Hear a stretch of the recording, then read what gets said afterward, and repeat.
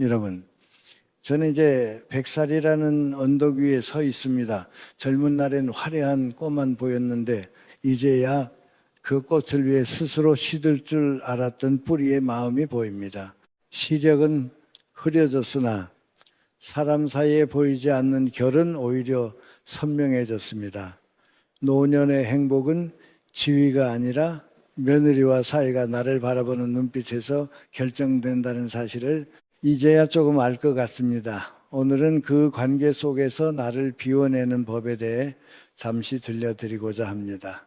여러분은 지금 어디에서 이 고요한 길을 함께 걷고 계신가요? 댓글로 남겨주시면 감사하겠습니다. 이제 첫 번째 사유의 문을 열어보려 합니다. 그것은 우리 마음속 깊은 곳에 자리 잡은 그러나 누구에게도 쉽게 꺼내놓지 못하는 외로움에 관한 이야기입니다. 저는 이것을 더 정확하게 표현하자면 자식 부부에게 당신의 외로움을 위탁하지 않는 마음, 즉 내면의 깊은 내공에 대해 말씀드리고 싶습니다. 100년이라는 긴 세월을 살아오며 제가 수없이 목격한 가장 안타까운 풍경 중 하나는 부모가 자식의 가정이란 이름의 작은 배에 자신의 고독이라는 무거운 땔을 내리는 모습이었습니다. 자녀가 결혼을 하여 가정을 꾸렸다는 것은 이제 막 챈을 올리고 거친 바다로 나아가는 작은 배와 같습니다. 그 배가 순풍을 타고 앞으로 나아가려면 짐이 가벼워야 하고 선원들의 마음이 평온해야 합니다.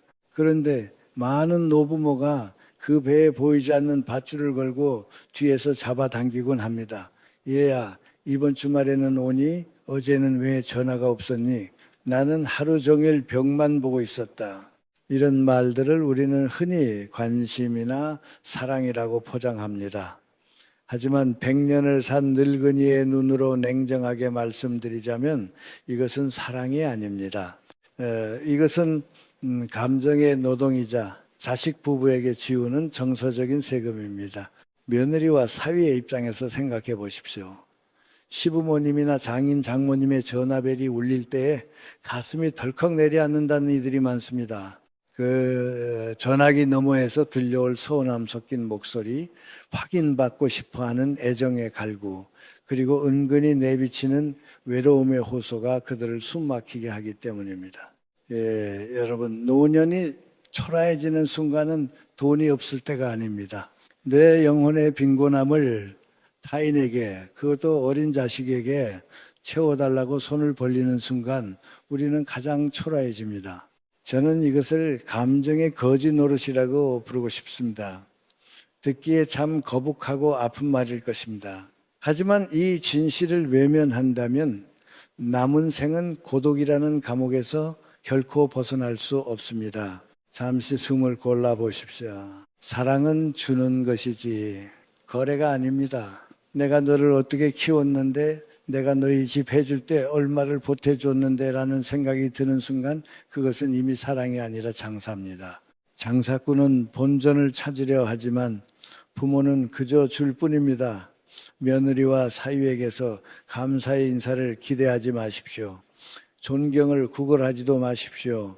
여러분의 외로움은 온전히 여러분의 몫입니다. 한 가정이 성공하고 번성하려면은 그 집안에 맑은 생기가 돌아야 합니다.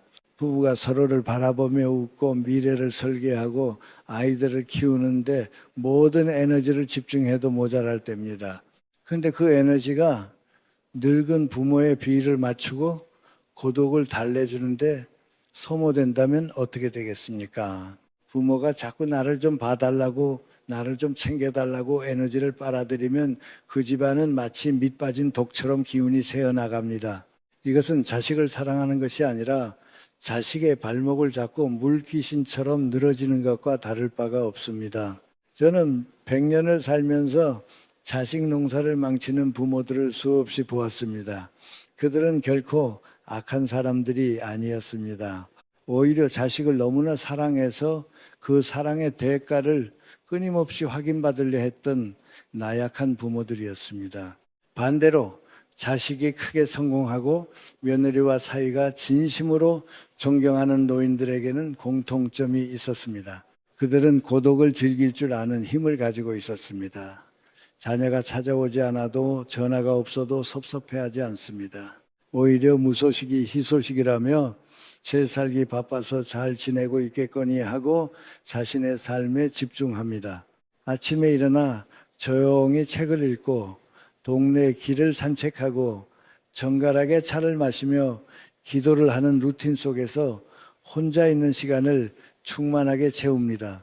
그런 부모의 영혼은 맑고 단단합니다. 며느리와 사위는 그런 부모를 보며 깊은 안도감을 느낍니다. 아, 우리 부모님은 우리가 신경 쓰지 않아도 스스로 행복한 분들이구나.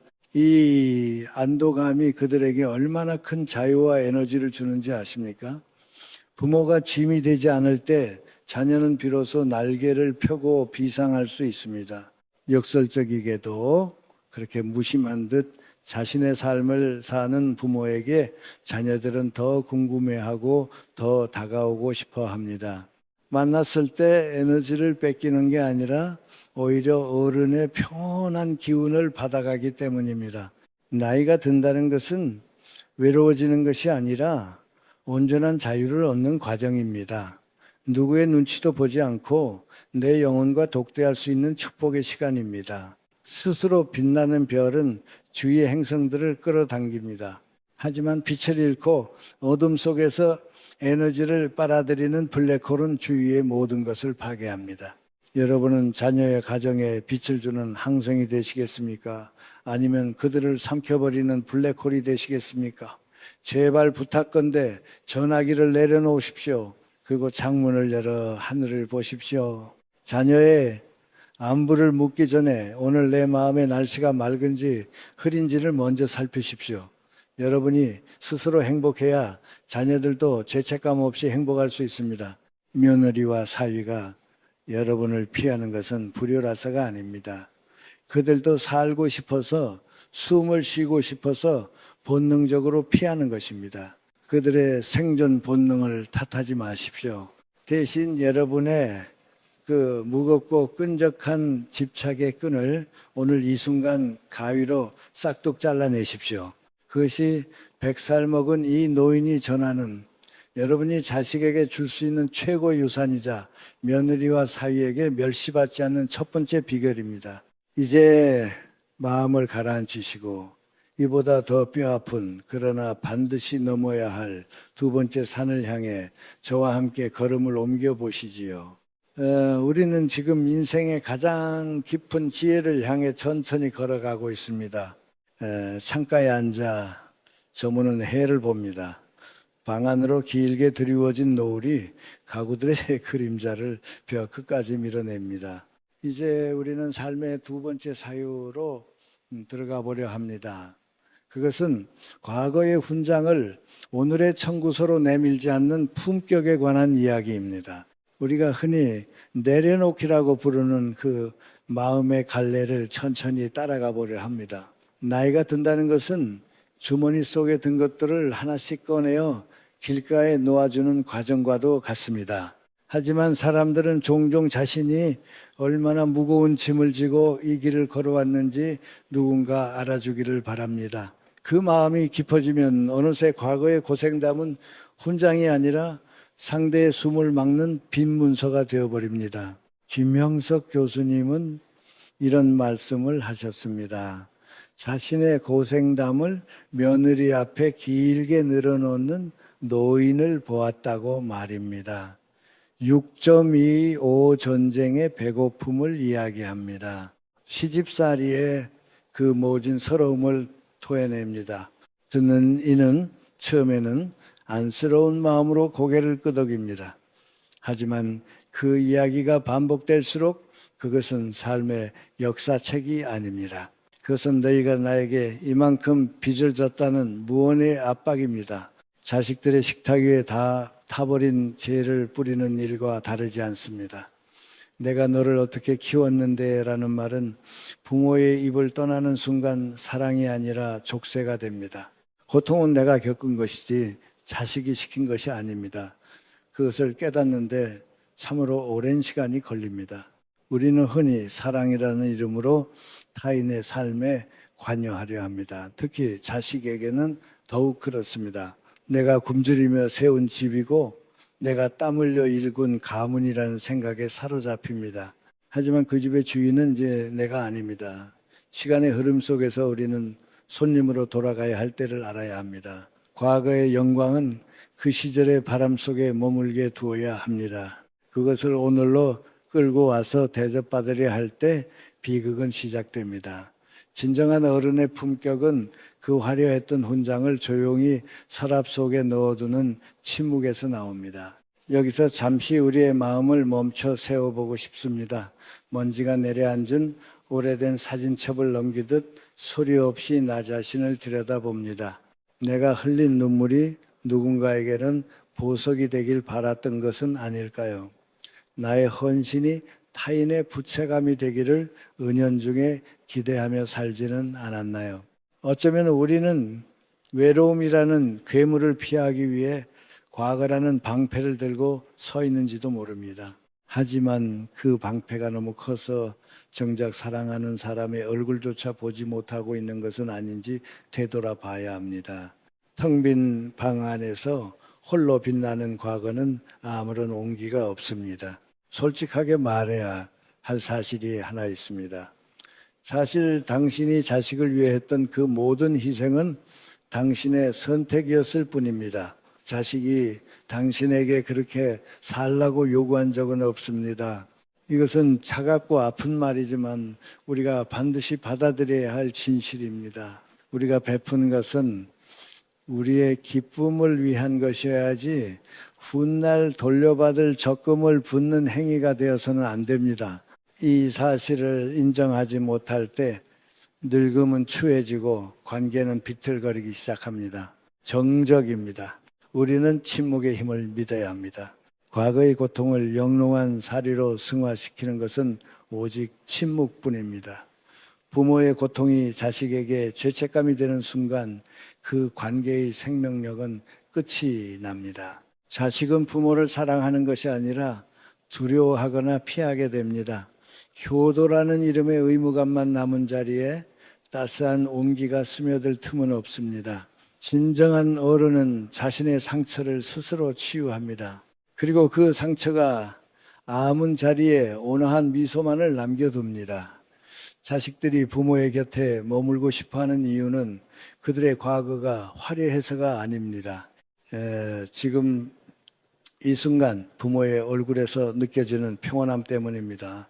나이가 든다는 것은 점점 더 혼자가 되는 법을 배우는 과정이기도 합니다. 친구들이 하나둘 떠나갑니다. 몸은 예전 같지 않고 활동 범위는 좁아집니다. 이 고립된 시간 속에서 우리는 무엇을 붙잡아야 할까요?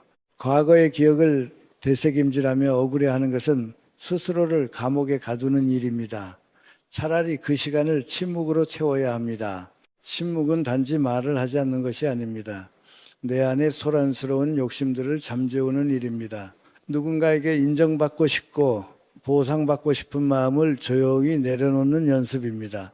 관계의 변화를 받아들이는 것은 고통스럽습니다. 어제까지 내 품 안의 자식이었던 이가 이제는 한 가정을 책임지는 타인이 되었습니다. 그 거리감을 인정해야 합니다. 그 거리가 멀어질수록 자식은 자신의 삶을 건강하게 살아갈 수 있습니다. 부모가 그 거리 사이를 과거의 고생담으로 채우려 하면 자식은 숨을 쉴 수가 없습니다. 사랑하기 때문에 멀어져야 하고 사랑하기 때문에 입을 닫아야 합니다. 그것이 우리가 노년의 삶에서 배워야 할 가장 어려운 공부입니다. 생각해보면 삶은 공평합니다. 누구에게나 빛나는 청춘이 있었고 누구에게나 시린 겨울이 있었습니다. 나만 특별히 힘들었다는 생각은 오만입니다. 우리 앞세대의 노인들도 그랬고 우리 뒷세대의 청년들도 각자의 전쟁을 치르며 살아갑니다. 나의 고생을 유별난 것으로 포장하지 않을 때 비로소 타인의 고생도 눈에 들어오기 시작합니다. 그때서야 우리는 진정한 공감을 할 수 있습니다.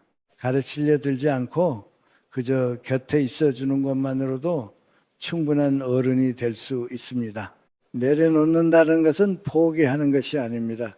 그것은 더 큰 자유를 선택하는 것입니다. 과거에 빚쟁이로 살 것인가 아니면 현재의 자유인으로 살 것인가를 결정하는 것입니다.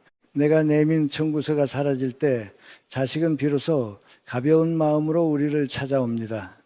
그들의 발걸음이 무겁지 않게 해주는 것이 부모가 줄 수 있는 마지막 유산입니다. 돈이나 땅보다 더 소중한 것은 부모를 떠올릴 때 느껴지는 해방감입니다. 시간은 멈추지 않고 흐릅니다. 저녁 해가 지면 밤이 오고 밤이 깊으면 다시 새벽이 옵니다. 우리 인생의 계절도 이와 같습니다. 이제는 화려한 꽃을 피우려 애쓰기보다 낙엽이 되어 나무 뿌리를 덮어주어야 할 때입니다. 그 낙엽은 자신이 꽃이었음을 자랑하지 않습니다. 그저 묵묵히 썩어 거름이 될 뿐입니다. 그 침묵의 헌신이 다음 봄에 꽃을 피우는 동력이 됩니다. 우리의 늙음도 그러해야 합니다. 외로움은 피해야 할 적이 아닙니다. 외로움은 우리를 깊게 만드는 친구입니다. 혼자 있는 시간 동안 우리는 비로소 나 자신과 화해할 수 있습니다. 남에게 보이기 위한 삶이 아니라 나를 완성해가는 삶으로 나아갈 수 있습니다. 과거의 상처를 들춰보며 아파하기보다 그 상처가 나를 어떻게 성장시켰는지 가만히 음미해 봅니다. 그러면 고통스러웠던 기억들도 하나둘 빛을 발하며 보석처럼 변해갑니다. 그것이 살이입니다. 내 안에서 타버린 고통의 흔적들이 아름다운 결정체가 되는 것입니다. 우리는 너무 많은 말을 하며 삽니다. 특히 나이가 들수록 말이 많아집니다. 잊혀지는 것이 두려워서일까요? 아니면 여전히 영향력을 행사하고 싶어서일까요? 하지만 말은 하면 할수록 가벼워집니다. 전하지 못한 진심은 말의 홍수 속에 떠내려가 버립니다. 정말 중요한 말은 눈빛으로 전해집니다. 따뜻하게 잡은 손길로 전해집니다. 자식의 어깨를 툭툭 두드려주는 그 짧은 동작 하나에 수만 가지 고생담보다 더 깊은 사랑이 담겨 있습니다. 관계의 생명력은 배려에서 나옵니다. 그 배려의 핵심은 상대방이 느끼는 부담을 덜어주는 것입니다. 내가 이만큼 고생했으니 너는 나에게 이만큼 해줘야 한다는 계산기를 두드리는 순간 품격은 바닥으로 떨어집니다. 어른이란 계산기를 버린 사람입니다. 손해보는 것을 두려워하지 않고 오히려 기꺼이 손해보는 자리에 서는 사람입니다. 그런 어른 곁에는 사람들이 모여듭니다. 그곳에 가면 마음이 편안해지기 때문입니다. 비난받을 걱정이 없고 빚을 갚아야 한다는 압박감이 없기 때문입니다. 세상은 빠르게 변합니다. 우리가 살았던 방식과 지금 세대가 사는 방식은 천양지차입니다. 우리의 경험이 그들에게는 구시대의 유물일 수 있습니다. 그것을 억지로 주입하려 해서는 안 됩니다. 지혜는 지식을 전달하는 것이 아니라 태도를 보여주는 것입니다. 변하는 세상 속에서도 변치 않는 가치가 무엇인지 침묵의 삶으로 증명해 보여야 합니다. 그것은 인내이며 자애이며 그리고 끝없는 용서입니다. 나 자신을 용서하는 일부터 시작해야 합니다. 과거에 더 잘하지 못했던 나, 자식에게 상처 주었던 나, 그리고 모진 세월을 견디느라 거칠어진 나를 안아주어야 합니다. 내가 나를 용서하지 못하면 자식에게서 그 보상을 찾으려 하게 됩니다. 내가 나를 사랑하지 못하면 자식의 효도를 통해 나의 가치를 확인하려 듭니다.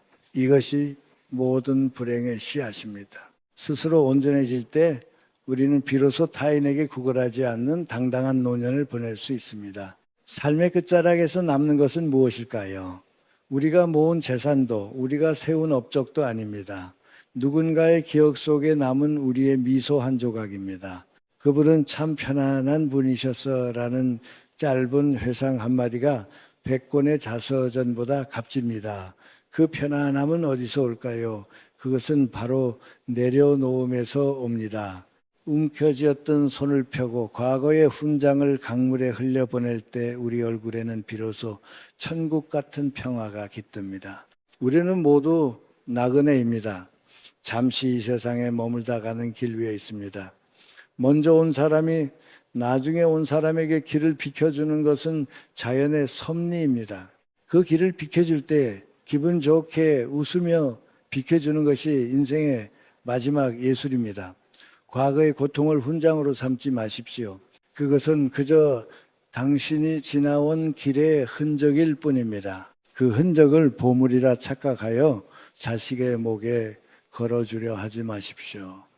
자식은 자신의 길을 가야 합니다. 어둠이 짙어집니다. 방 안의 공기는 차분하게 가라앉았습니다. 이제 우리는 침묵 속에서 사유를 마무리하려 합니다. 진정한 어른은 자신의 상처를 스스로 치유하고 온화한 미소만 남긴다는 말을 다시 한번 가슴에 새깁니다. 과거의 고생은 나만의 사적인 역사로 간직하십시오. 그것이 타인에게 전달될 때는 향기가 돼야지 악취가 되어서는 안 됩니다. 향기는 말하지 않아도 멀리 퍼집니다. 침묵의 향기가 당신의 노년을 감싸기를 바랍니다. 길고 긴 세월을 버텨온 당신의 어깨가 오늘따라 참 따뜻해 보입니다. 그 어깨 위에 놓인 짐을 이제는 내려놓아도 좋습니다. 누구도 당신에게 더 이상 증명하라고 요구하지 않습니다. 당신은 충분히 애썼고 충분히 잘 살아왔습니다.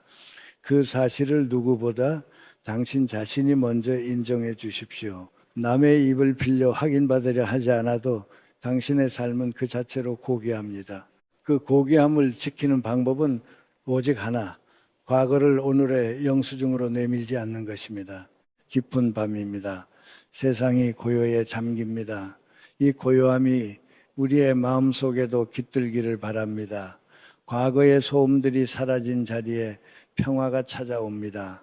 우리는 이제 더 이상 빚쟁이가 아닙니다. 우리는 그저 사랑을 주고 떠나는 여행자입니다. 가벼운 배낭 하나 메고 길을 떠나는 여행자의 마음으로 남은 생을 걸어가 보려 합니다. 그 길 위에서 만나는 모든 인연에게 청구서 대신 따뜻한 차 한 잔을 건넬 수 있는 그런 어른이 되고 싶습니다. 침묵은 금이 아니라 사랑입니다. 우리가 말을 아끼는 이유는 할 말이 없어서가 아닙니다. 내 말이 누군가에게 상처가 될까봐 혹은 누군가의 자유를 구속할까봐 조심하는 것입니다. 이 조심스러움이 바로 품격의 본질입니다. 나이가 들어갈수록 이 조심스러움은 깊어져야 합니다. 그것이 세상을 향한 마지막 배려이자 자식에게 줄 수 있는 최고의 선물입니다. 이제 창밖에는 별이 보입니다. 별은 수억 년 전에 빛을 우리에게 보내지만은 한 번도 자신의 수고를 뽐내지 않습니다. 그저 묵묵히 제자리에서 빛날 뿐입니다. 우리도 저 별처럼 살았으면 좋겠습니다. 먼 과거의 고생이 오늘의 빛이 되어 누군가의 길을 비춰주되 정작 자신은 침묵하는 그런 별 말입니다. 그런 별 하나 가슴에 품고 살아간다면 노년의 고독은 더 이상 외로움이 아니라 은총이 될 것입니다. 마지막으로 스스로에게 말해줍니다. 고생했다. 그리고 이제는 쉬어라. 과거의 빈 문서를 불태우고 나니 마음이 한결 가볍습니다. 자식들의 식탁에는 이제 재가 아니라 따뜻한 밥상이 차려질 것입니다. 부모의 과거가 아니라 자식의 미래가 이야기되는 식탁, 그곳이 바로 우리가 꿈꾸는 진정한 가족의 모습입니다. 우리는 그 식탁의 주인이 아니라 인자한 손님으로 머물 것입니다. 어느덧 밤이 깊어 사유의 강물도 바다에 닿았습니다. 과거를 내려놓고 침묵을 선택한 당신의 얼굴에 환한 달빛이 차오릅니다. 그 미소야말로 당신이 평생을 걸쳐 읽어온 진정한 훈장입니다. 이제 그 훈장을 마음껏 누리십시오. 누구에게 보여주기 위해서가 아니라 당신 자신의 평화를 위해서 말입니다. 당신은 이제 정말로 자유로운 어른입니다. 이제 우리는 마지막 봉우리, 인간의 욕망 중 가장 끈질기고도 추악하게 변질되기 쉬운 세 번째 고개를 넘어야 합니다. 앞서 말씀드린 두 가지가 마음과 입술의 문제였다면 이번에는 여러분의 손에 쥐어진 것, 즉 곡간 열쇠와 권력에 대한 이야기입니다. 며느리와 사위에게 끝까지 존경받는 어른으로 남기 위해 우리가 뼈에 새겨야 할 마지막 금기는 죽는 순간까지 통제권을 움켜쥐고 흔들지 않는 것입니다. 조금 더 적나라하게 경고하자면 돈을 무기로 자식들을 조종하려 들지 마십시오. 그리고 집안의 결정권자라는 그 낡은 완장을 이제 그만 스스로 벗어던지십시오. 100년을 살면서 제가 목격한 가장 슬픈 노년의 풍경이 무엇인지 아십니까? 몸은 병들어 누워 있으면서도 베개 밑에 둔 통장과 도장을 수시로 확인하며 자식들의 눈치를 살피는 노인의 모습입니다. 혹은 이번 명절에 누가 오나 봐서 유산을 정리하겠다며 돈을 미끼로 자식들의 효도를 흥정하는 모습입니다. 여러분, 이것은 노욕입니다. 늙은이의 욕심만큼 세상에 또 추한 것이 없습니다. 젊은 날의 욕심은 무언가를 성취하기 위한 동력이라도 되지만 늙어서 부리는 욕심은 주위 사람들을 질식시키는 독가스와 같습니다. 많은 부모가 두려워합니다. 내가 돈이라도 쥐고 있어야 며느리가 나한테 굽신거리지 이거 다 내주면은 나를 거들떠나 보겠느냐고 묻습니다. 내가 이 집의 어른인데 내 허락 없이는 숟가락 하나도 못 바꾼다는 고집을 피우기도 합니다. 솔직히 가슴에 손을 얹고 생각해 보십시오. 여러분의 마음 한구석에도 이런 마음이 조금은 있지 않으십니까? 하지만 제가 단언컨대 돈으로 산 효도는 효도가 아닙니다. 그것은 서글픈 연극일 뿐입니다. 돈으로 산 효도는 효도가 아니라 당신의 죽음을 기다리게 만드는 잔인한 연극일 뿐입니다. 여러분이 돈줄을 쥐고 흔들면 며느리와 사위, 심지어 내 자식까지도 여러분 앞에서는 웃는 척, 공경하는 척 연기할 것입니다. 하지만 그들의 속마음은 어떨까요?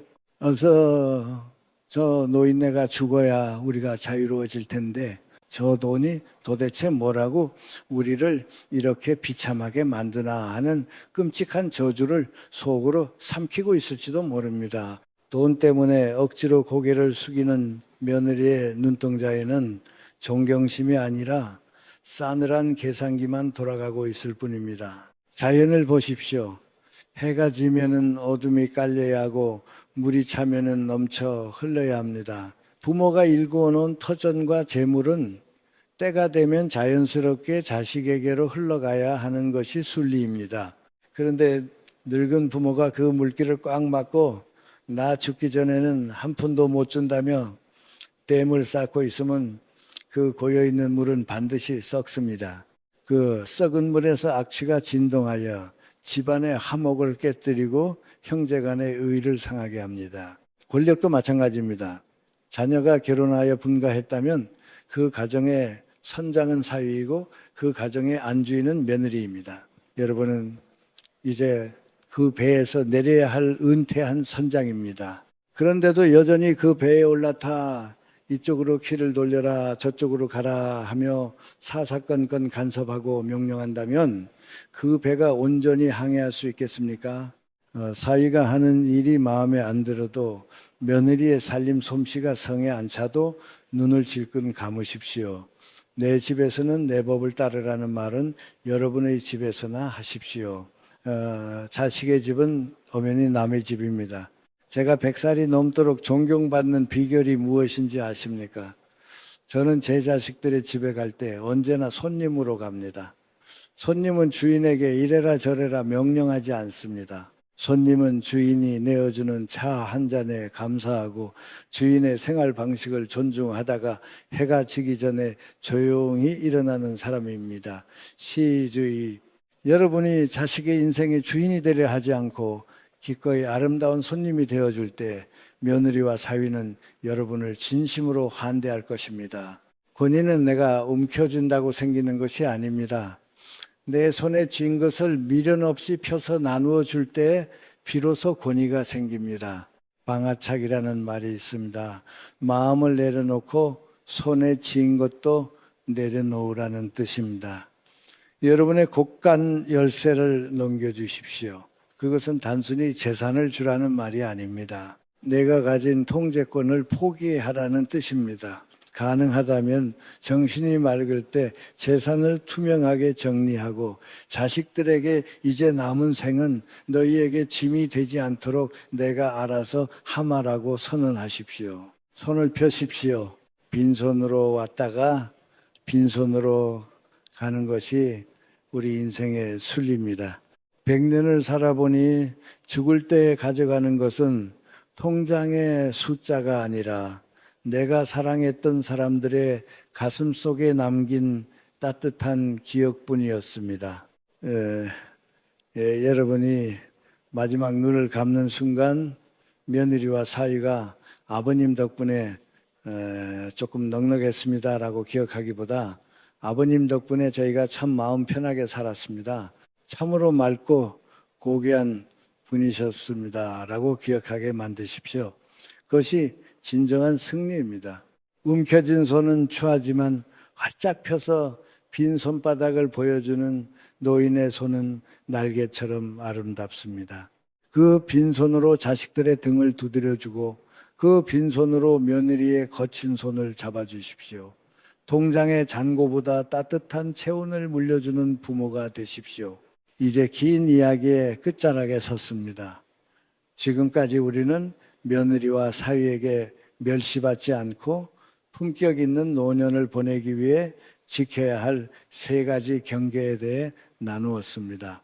외로움을 무기로 자식의 기운을 뺏지 말고 스스로의 고독을 즐길 것, 과거의 고생담을 훈장처럼 늘어놓아 자식에게 죄책감을 심지 말 것, 그리고 돈과 권력을 놓지 않으려 발버둥치는 추한 노욕을 버릴 것, 이 세 가지는 결국 하나의 문장으로 귀결됩니다. 나이 들수록 투명해지십시오. 욕심을 비우고 집착을 비우고 자아를 비워서 속이 훤히 비치는 투명한 영혼이 되십시오. 저녁 노을을 보십시오. 해가 가장 아름다운 순간은 온 세상을 붉게 물들이며 산 너머로 사라지는 순간입니다. 해가 중천에 떠서 나를 보라고 강렬하게 빛을 뿜을 때가 아닙니다. 자신을 태워 어둠 속으로 기꺼이 사라져 주기에 우리는 그 노을을 보며 감동하고 눈물을 흘립니다. 우리의 노년도 그러해야 합니다. 나의 존재감이 희미해질수록 자식들의 존재감은 뚜렷해집니다. 내가 물러난 자리에서 자식들이 꽃을 피웁니다. 그것을 바라보며 빙그레 미소 짓는 것, 그것이 100년을 살아낸 제가 찾은 인생의 마지막 행복입니다. 두려워하지 마십시오. 여러분이 비워낸 그 자리는 절대 공허하지 않습니다. 대신 그곳은 며느리의 존경과 사위의 감사, 그리고 손주들의 사랑으로 가득 채워질 것입니다. 멸시는 달라고 하는 자에게 쏟아지지만 존경은 비우고 떠나는 자에게 바쳐지는 왕관입니다. 오늘 밤 거울 속에 자신을 들여다보십시오. 그리고 주름진 얼굴에게 말해주십시오. 참 애썼다. 이제는 좀 내려놓고 가볍게 살자. 나는 늙어가는 것이 아니라 가장 아름다운 색으로 물들어가는 중이다 라고 말입니다. 부디 여러분의 남은 날들이 늦가을의 햇살처럼 따사롭고 평화롭기를 100살 노인 김영석이 두 손 모아 기도합니다. 감사합니다. 노을이 아름다운 이유는 세상을 비추던 강렬한 빛을 거두고 스스로 사라질 준비를 하기 때문입니다. 우리의 노년도 그와 같지 않을까요? 내가 투명해질수록 우리 아이들의 삶은 비로소 선명하게 빛나기 시작합니다. 오늘 여러분의 마음 날씨는 어떠신가요? 자식의 안부를 묻기 전에 내 마음이 먼저 평온한지 살피고 계신가요? 100년을 산 늙은 친구의 이야기가 여러분의 마음속에 어떤 작은 물결을 일으켰는지 궁금합니다. 마음에 남은 생각 하나가 있다면 댓글로 편하게 나눠주시겠습니까? 이 이야기가 잠시 멈춰 생각할 시간이 되었다면 아래 따뜻한 마음을 남겨주세요. 좋아요와 구독으로 이 고요한 여정을 함께 해주신다면 큰 힘이 되겠습니다. 감사합니다.